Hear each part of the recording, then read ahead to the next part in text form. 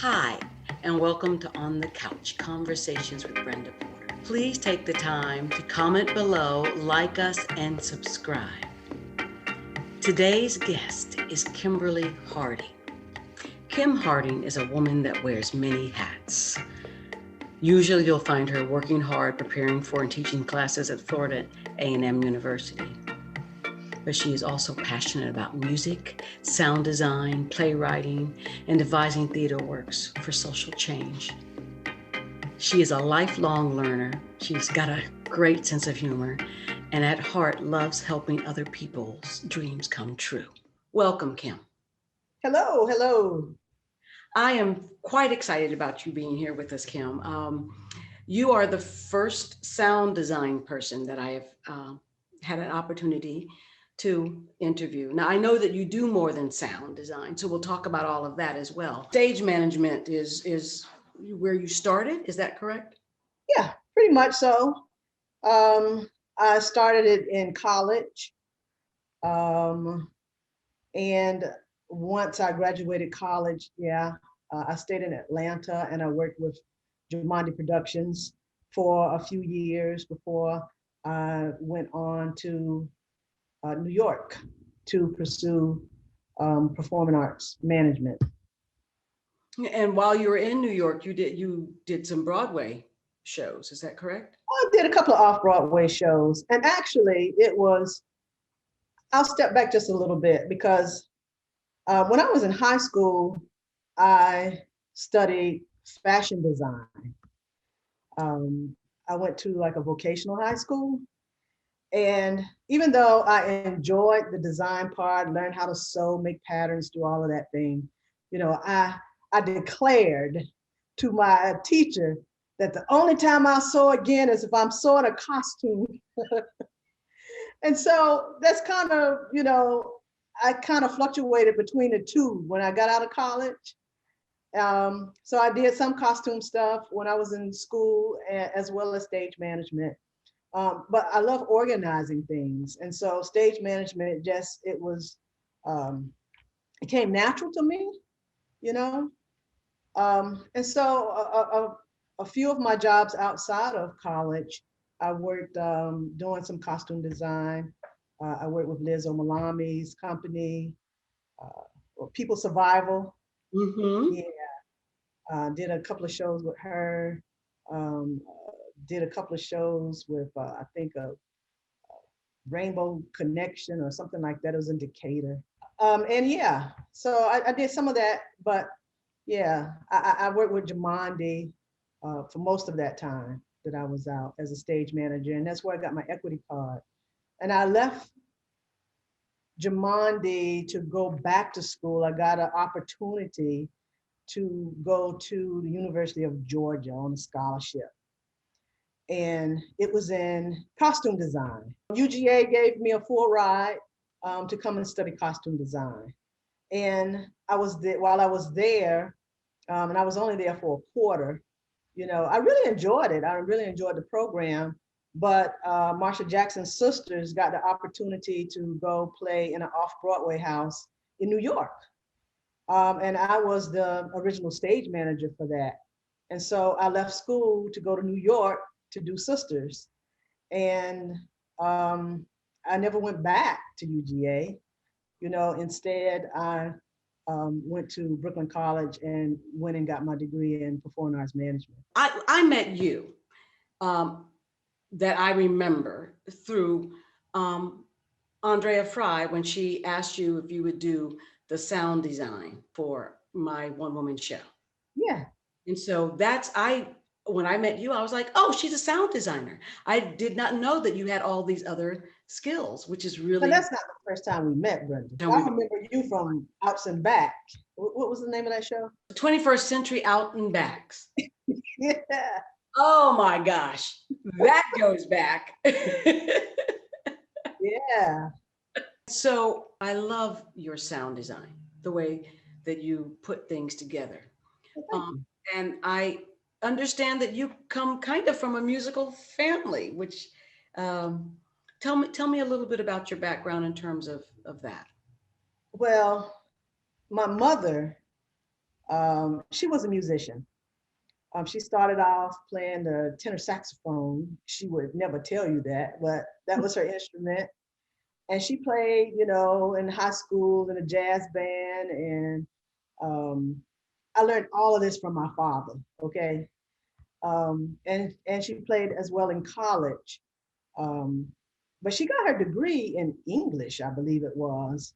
Um, but she did some music, and I don't know how she got into music, but she taught in the Portsmouth public school system. She was a strings teacher in the Portsmouth public school system. And so when I was little teeny girl, she made me take violin lessons. So that was my first instrument, was the violin. And I stayed with the orchestra until I got to junior high school, but I quit because I had to be in her class. And I didn't want to be in her class, because I figured the students would say, hey, you just got an A because that's your mother or whatever. So I switched to band where I picked up the flute. And so I played most of the woodwind instruments, flute, oboe, um, alto saxophone. Yeah. So do you still play them? No, I don't. I Oh, don't. I gave it up after college. okay. Mhm. So that obviously explains your love of a variety of music, because when you're playing strings and oboe and flute, that exposes you to a lot that, you know, if you're Yeah. just playing something I else. enjoyed it a lot. I mean, and my mom, her orchestra tagline, I guess you could say, for her orchestra was from symphony to soul. And so she would put together programs that might start with classical music, but by the end of it, they were playing Barry White and Natalie Cole and Gladys Knight or whatever. And my father was a true jazz enthusiast. He said he played the saxophone a little bit, but he couldn't play like my mama. So he put it down, but he had a real true love for jazz. And so I would hear it in the house all the time, and which sparked my interest in, improvised music, and just the jazz greats, the singers, the musicians. And so, yeah, music was constant in my house. My brother, he was a pianist, and he also played the organ. And so he was the gospel side, because his job really was, he played like at 3 different churches almost every Sunday or every other Sunday. He'd go from church to church playing music, you know. Um, he was an outstanding musician. Yeah. Wow. So yeah, I did. I grew up listening to music all the time. So with your wide library and understanding of music, how do you go about putting together a sound design for a show? Well, I mean, just like anybody else, I guess, any other creator on the show. First, you got to read the script, you know, and then you get an idea. Generally, when I read the script, I hear sound as I read it, just like a director sees blocking or whatever. I Mhm. hear sound. And so then I'll meet with the director to see what um, they may be thinking about, he or she might be thinking about in terms of sound, see if we're on the same page. If they want something different, then I can switch it in my head. Um, and then that's what I do. I just kind of let it incubate for a minute, think about it. Um, I may do a little research, you know, and find artists or other musicians, listen to sound effects, things of that nature. I collect them, and it's not until I actually see the show that I can know what to put together, you know. So that's kind of how it goes for me anyway. Do you find that usually your research and the songs that you've put together in your mind, um, by the time you see the show, do you often find that you're right on with what you were thinking might go here or there? Sometimes, most times, yes, I would say I am in the ballpark. And so I don't necessarily figure out, well, this song might go here necessarily. Sometimes I can do that off the bat. But sometimes I kind of juggle them, but it's still within that. I usually have everything, covered from what I've done, the research that I've done. Sound design also it's sometimes it's like a character in a play. And so depending on what's happening, the mood, because you might, as you read a play, you kind of visualize how you think it's going to go. But once the director puts their imprint on it, it may take a whole nother tone or something. And so you say, oh, okay, well, this might not work here, but this one will, and we can move that to somewhere else or something like that, you know. You also direct. A little bit, not too much. I Yeah. do a show here at Florida A&M, and it's called Change It Up. I'm really interested in theater for social change. And another reason why I kind of conceived the show is because, oftentimes we have students who might not get a chance to necessarily perform on the main stage. And so it offers them another opportunity. It's a spoken word entertainment. And so, a lot of the students, they write poetry, they write spoken word. And if they don't, I can find some prose for them to do in the show. But it's, spoken word and dance and music, where they can kind of have a place to be showcased.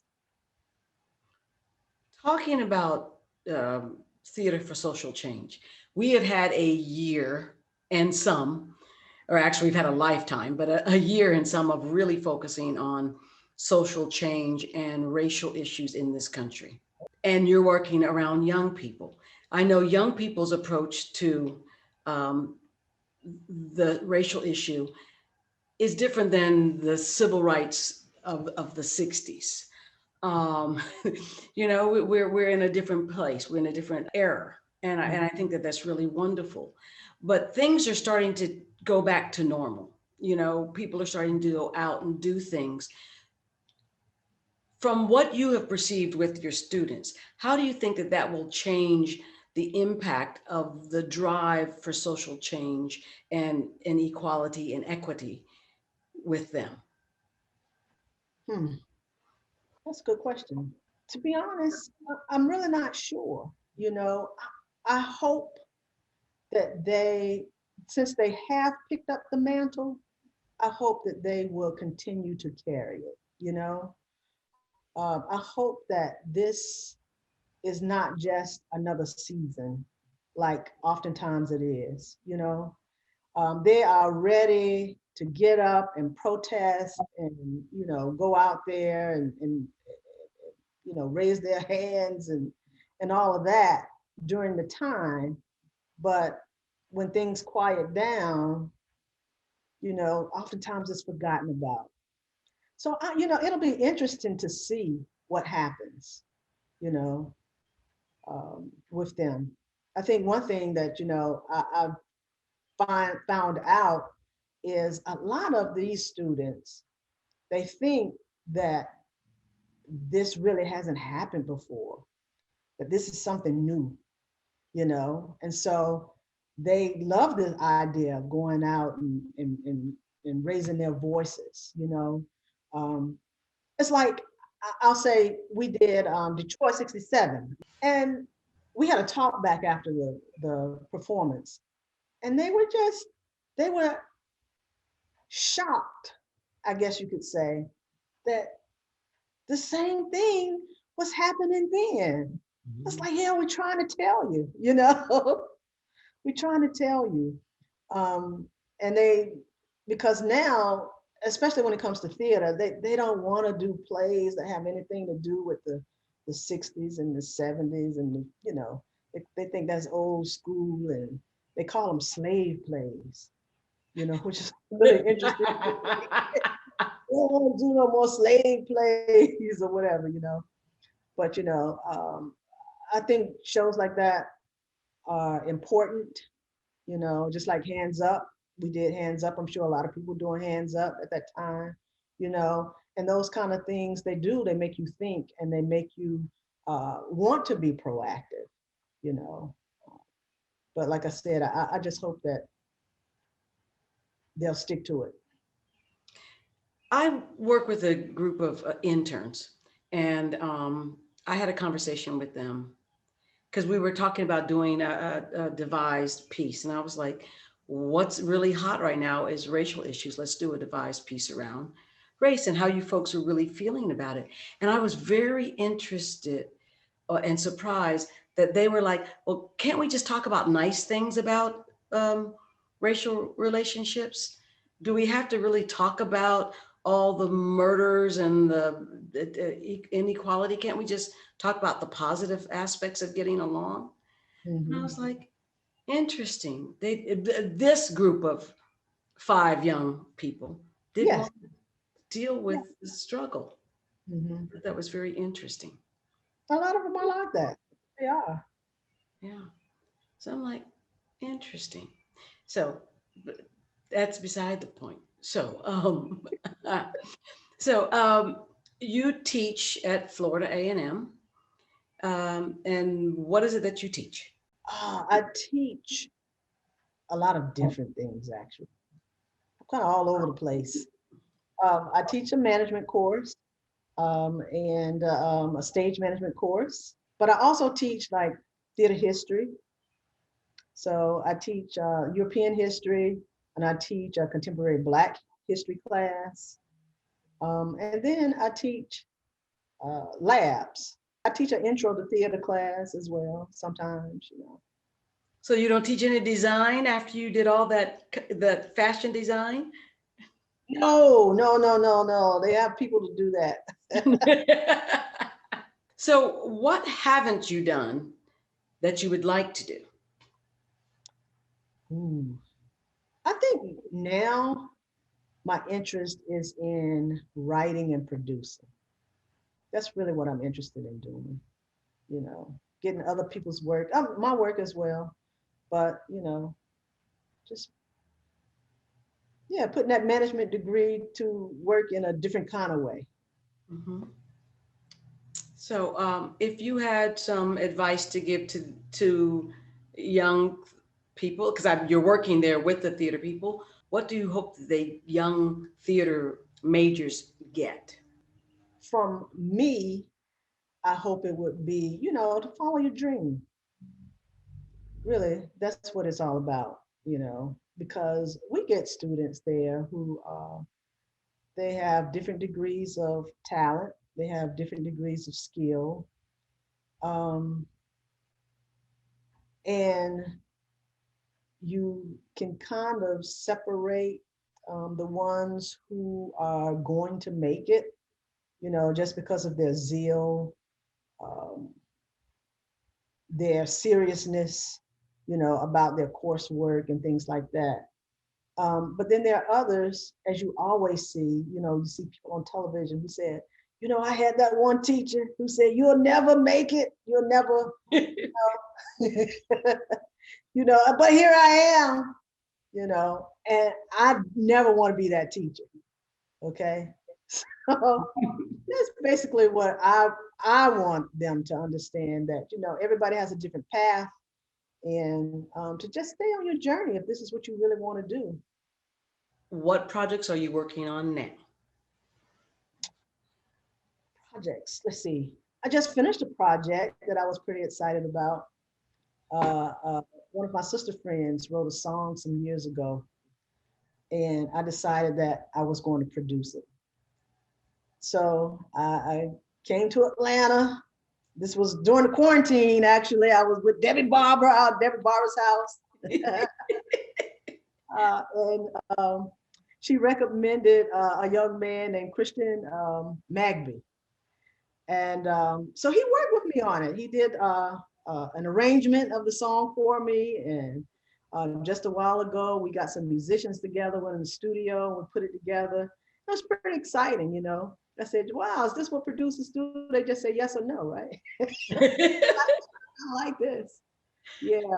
So that was really exciting for me because, you know, that's something I've always wanted to do is produce, as you can see. And I don't care what it is. I just like producing music, dance. I like it all. I always want to be an owner of a band, a big band, swing band. Oh, Yeah. wow. I got a lot of dreams, you know. Yeah. And you just said follow your dreams. So there you go. Like which one? Which one?